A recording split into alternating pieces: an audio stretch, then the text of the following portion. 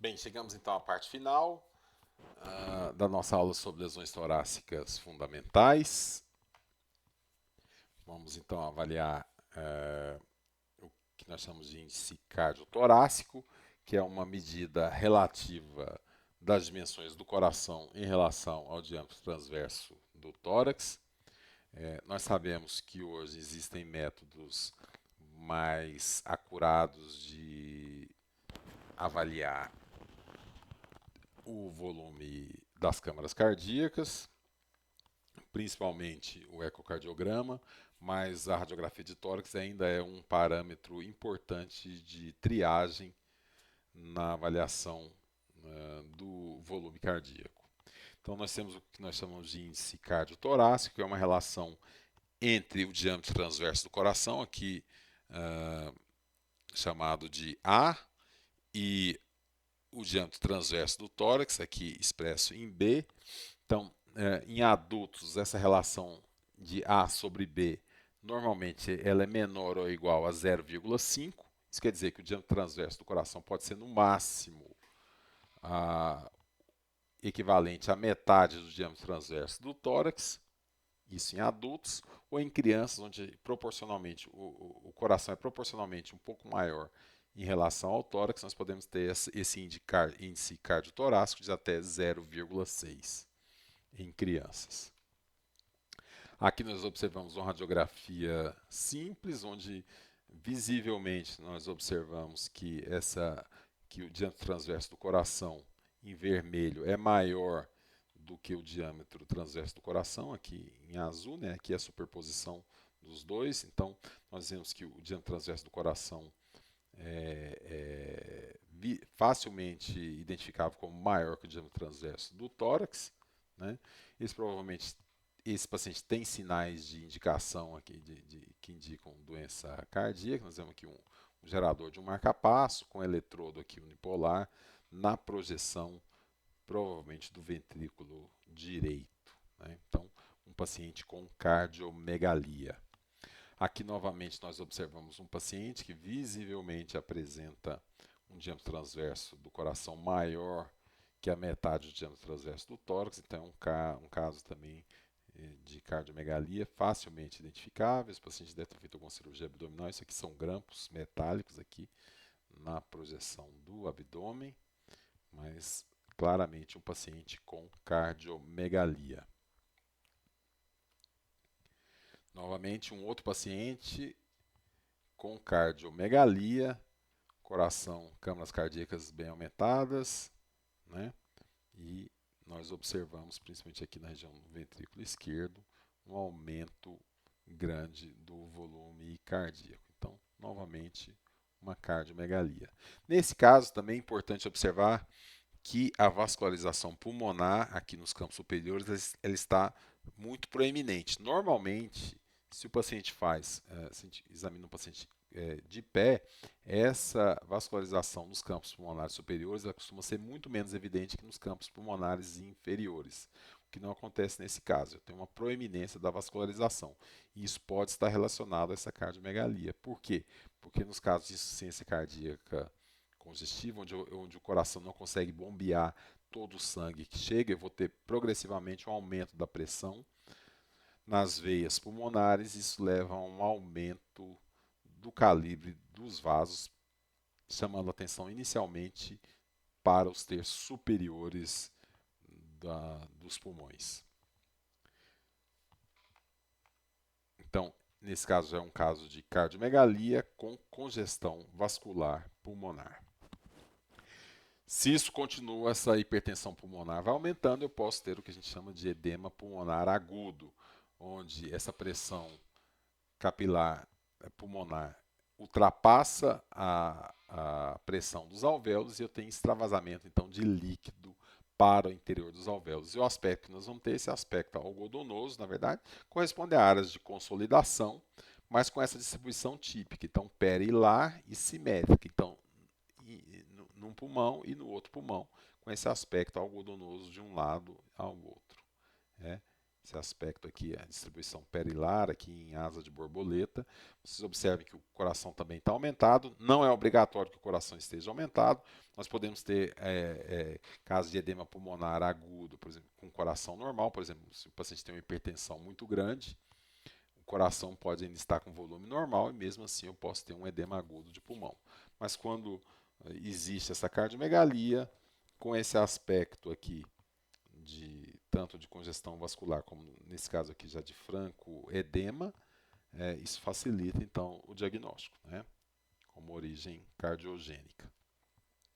Aqui um outro caso, um paciente grave no UTI, vocês veem aqui os tubos do respirador, o paciente está entubado, então tem tubo aqui, monitorização cardíaca. Vejo que não existe um aumento significativo do volume cardíaco, mas vocês observam que tem aquele aspecto, áreas de consolidação, inclusive com broncogramas aéreos aqui, em ambos os pulmões, é aspecto algodonoso, perilar, bilateral, né, nos dois pulmões. Isso é um aspecto que lembra bastante o aspecto que deve lembrar para a gente o diagnóstico de edema pulmonar agudo. Bom, e agora então um resumão do que nós vimos até agora sobre as lesões fundamentais. Vou falar sobre algumas, as principais. Então, consolidação. Então, guardem isso. Esse quadro, para quem não assistiu às aulas, não faz sentido nenhum, mas para quem assistiu, ele serve como pontos importantes a serem memorizados na hora de lembrar das lesões fundamentais. Então, uma consolidação. Quando é que eu vou lembrar de consolidação? Então, quanto à localização? Localização nos pulmões, geralmente com distribuição lobar ou segmentar. O volume inalterado. Então, lembre que eu vou substituir o gás dos alvéolos por um fluido ou por células, mas não vou alterar o volume desses alvéolos. Densidade, partes moles.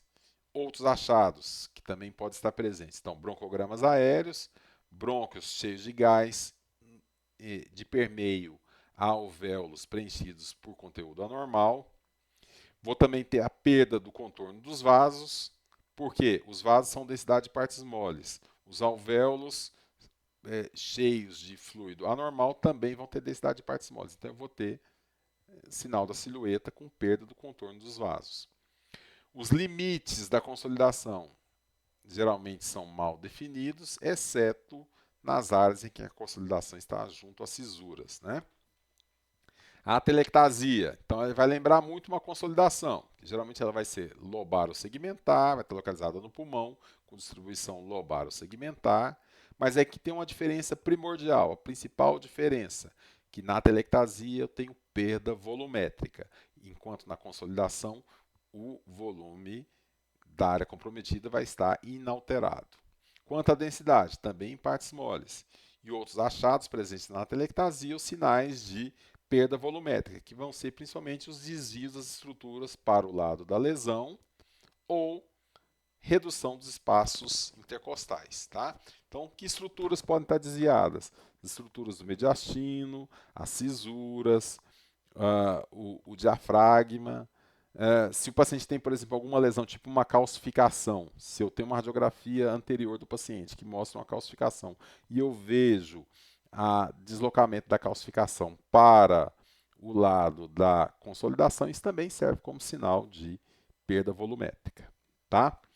Derrame pleural, localização, lembrar, espaço pleural, como é que eu vou saber que está no espaço pleural? Ele vai seguir aqueles limites da pleura parietal, né? Então, eu posso ter, quando eu tenho derrame pleural, normalmente eu vou ter sinal da silhueta em contato com o mediastino e também com o diafragma. Se ele for muito pequeno, talvez eu só vá observar uma opacificação dos seios costofrênicos.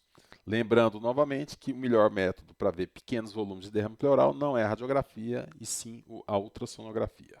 Tá certo? Quanto ao volume, o derrame pleural, na maioria das vezes, ele não vai alterar o volume do hemitórax, porque ele vai ocupar o espaço pleural e vai levar a uma redução do volume. Então, aumenta o volume do líquido no espaço pleural, diminui o volume do pulmão.